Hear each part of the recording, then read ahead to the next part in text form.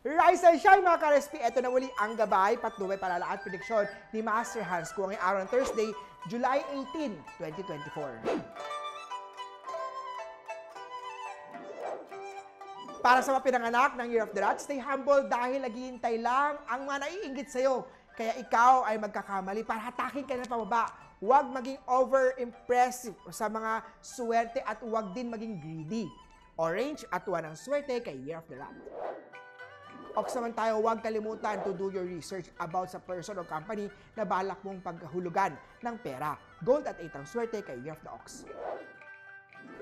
Punta naman tayo sa mga Year of the Tiger, sumunod sa payo ng health professional kung ikaw ay nagpapagaling. Sa career naman kailangan matutunan mo ang techniques kung paano mapaniwala ang mga colleagues. Makakatulong pagsuot ng red na color na stone, red na article of clothing para sa confidence. Silver at 3 ang swerte kay Year of Tiger.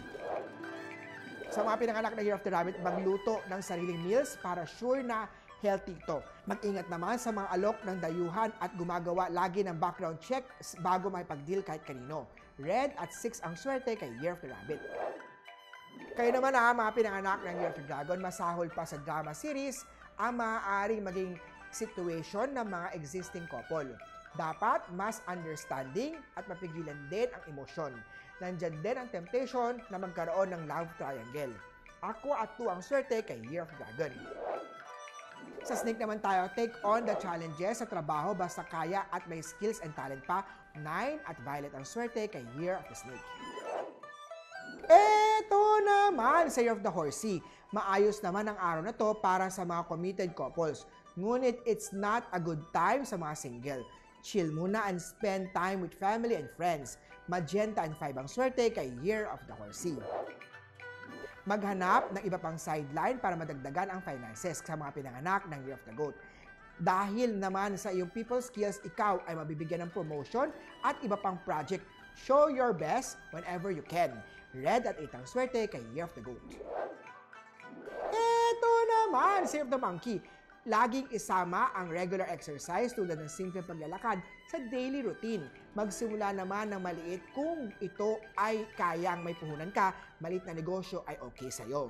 Blue at 3 ang swerte kay Year of the Monkey.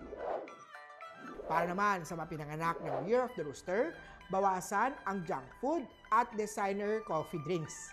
Sa career naman kung maganda ang prospect at sa tingin mo ay mapagkakatiwalaan naman ang source, do not hesitate to grab the opportunity. Green at 6 ang swerte kay Year of the Rooster. Sa mga pinanganak naman ng Year of the Dog, mahalaga ang communication. Professional man ito o personal. Always consult other half bago gumawa ng major financial decision. Sa mga single naman natandaan na hindi lang panlabas na anyo ng potential mate ang dapat na tinitignan o hinahanap mo. Yellow at 2 ang swerte kay Year of the Doggy. At lastly, syempre, but not the least, ay my Year of the Piggy. Although maganda ang ibang aspect ng iyong luck, health is still not very good. Kailangan magpahinga ng maigi. Purple at 9 ang swerte kay Year of the Piggy. Muli po, ito po yung mga gabay, patnubay, palala at prediksyon lamang mula kay Master Hans Kua. Nasa inyong mga kamay nakasalalay ang inyong tagumpay. Kaya naman always be positive at i-claim ang mga swerte, mga ka-RSP.